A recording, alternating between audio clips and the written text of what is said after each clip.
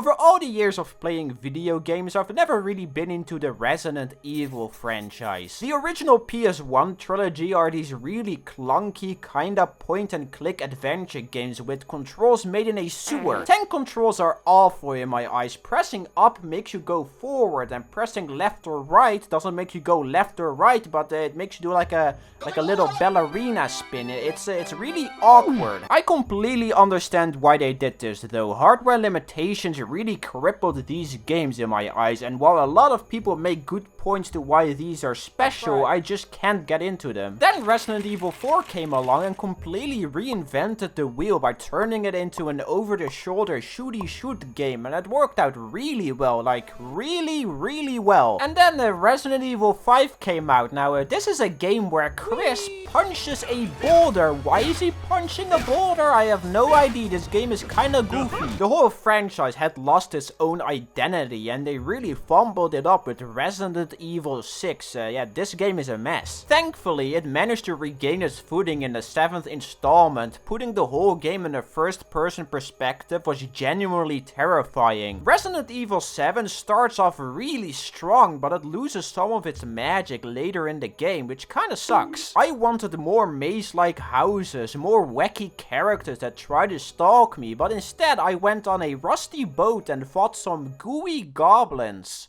Yay! The game is still overall pretty good. It's the first Resident Evil game I really got into like a week ago. That's not even a joke. I played the 5th one with my cousin and let's just not talk about it. But I haven't played a single other one before that until recently. I kinda got into a Resident Evil mood because I really liked how Village looked. And after playing it, I mean it's good, but it's more like Resident Evil 4 than 7. Any form of horror is just discarded and replaced with back-to-back action. There is one time the game gets a bit spooky, but even that is pretty underwhelming in my eyes. Village is more of a shooty shoot exploration game than a horror game, and it works pretty well, I would say. The combat is a bit clunky, but the tools at your disposal are a lot of fun to play with. You can shoot the arms of monsters to make them drop their weapons, or shoot them in the leg to stun them. If an enemy tries to attack you, you can guard to perform a counter attack and push them back, or if you're lucky and there are bags of flour around, you can knife them to blind enemies. It's all really simple stuff, but mowing through waves of lichens can be really satisfying, and if you earn enough money, you can upgrade your weapons to make them even more powerful. By the way, the merchant in this game is absolutely genius. It's just a fat dude sitting in a little wagon. The highlight of this entire game was the castle for me, with Lady Dimitrescu. Exploring this huge, sprawling place is a really memorable experience. Trying to figure out what you have to do while there is some weirdo chasing you is weirdly gratifying. RE7 and RE2 Remake did this really well. I was also just snooping around in every single corner to see all the little details. This game genuinely looks amazing and the art direction of the castle is stunning. But unfortunately, Village never really manages to hit the same heights of the castle later on. When I was done with this area, the game was explaining that I needed to get 3 more of these yellow thingies, and I got really excited hearing that, thinking that I would get 3 more of these maze-like areas just like the castle, but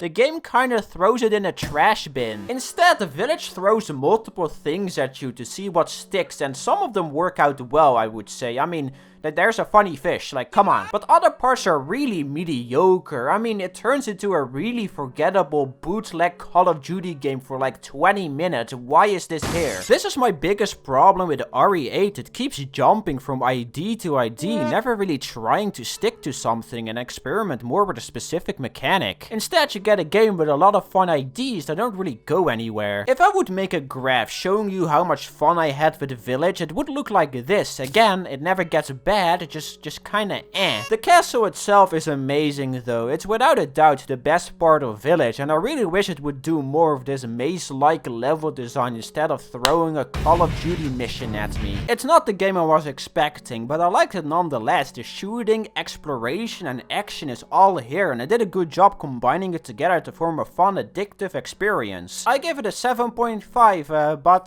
the big question is, can you punch boulders?